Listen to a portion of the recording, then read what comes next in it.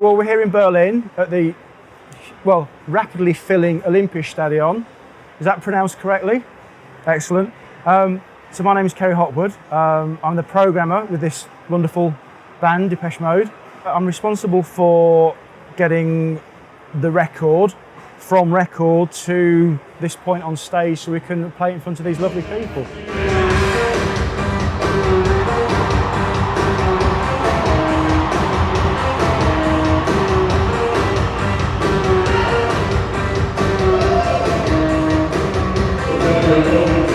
I see it as like producing records but for live. You know, my background is record production, engineering, programming. So this is the live version for me.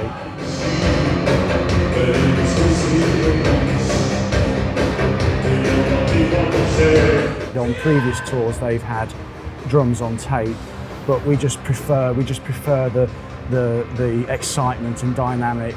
And also the fact that Dave, the singer, he's got a living person that's driving him on, you know, and it just helps with his performance.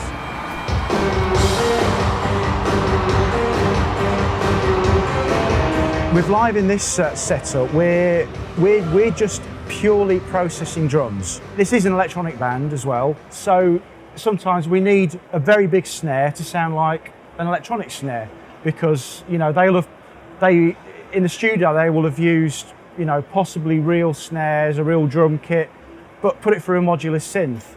And this, you know, using this, it kind of allows us that flexibility. It allows us to emulate some expensive, vintage, rare synth, but in a kind of a controllable, repeatable, reliable way. But you know, and it's also the great thing with using sort of synths and stuff in the studio is they can be a bit unpredictable, and you can get kind of surprising results.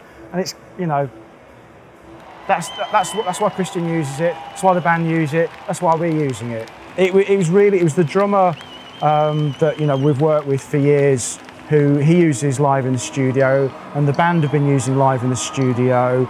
All the programmers have been using live. I've used it for various other things. But we all use it in different ways, you know. It's some people are using it with MIDI and manipulation, some people are manipulating audio, we're processing, I'm sure someone uses it to make the tea. We're taking a split of all the drums. I've got 16 inputs coming from the drum kit. Christian's got quite an interesting drum kit. He's got two kicks. The main first kick is the traditional fat kick, and we'll often put some filters on it, or, you know, we've got, you know, we're not very original here. We've used kick huge warm, you know, just to sort of get acoustic drum sounds more electronic. We didn't want to use samples as such. We wanted to, you know, we've got a lovely sounding drum kit and we kind of want to keep it deluxe. So this is why we want to keep the dynamics of the drum kit, but put on processing. So, you know, we'll treat it as if it was a desk, but a desk with any plugin we want.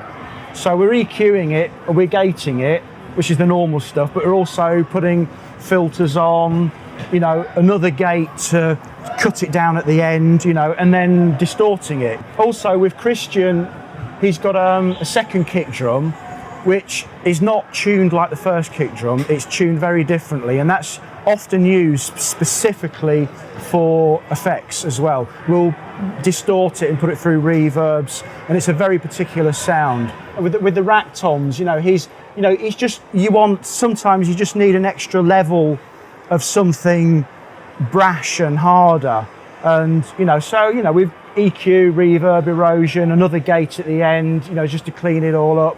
It was the plugins that come as standard with live that we're able to get, you know, the good stuff quick, and you know, and hopefully please the fans that really like electronic drums, but with somebody that's really doing it, you know, with power as well. I said earlier, when we're doing live stuff, you tend to want things to jump out, you want things to, you know, and it's a rock show. You know, we've got a big hard-hitting drummer there, and you know, and we want hard sounds, dirt, we want filth, and we get it with this.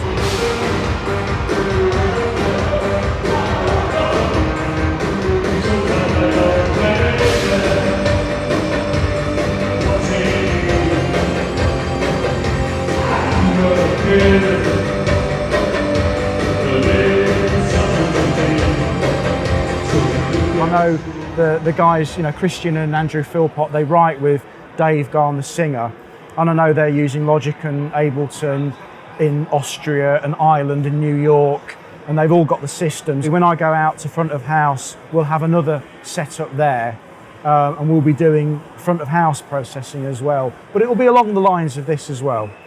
The simple thing is we need to use tools that that work at the end of the day, because we're in. Okay, this isn't necessarily the most hostile environment, but it's not a studio, and at 9 o'clock we've got to do a show, so it's got to work. We can't kind of go, hey crowd, wait until I fix something. So and the thing is it's stood up so far, it's toured really well so far, it hasn't let us down so far, and it's we can switch it on every day as long as the levels coming in from the drum kit are about the same level, which it has been. It works, and it's worked better than any other way that we've tried to do this, because we've tried to do it with desks and outboard, but this so far has worked far better than anything.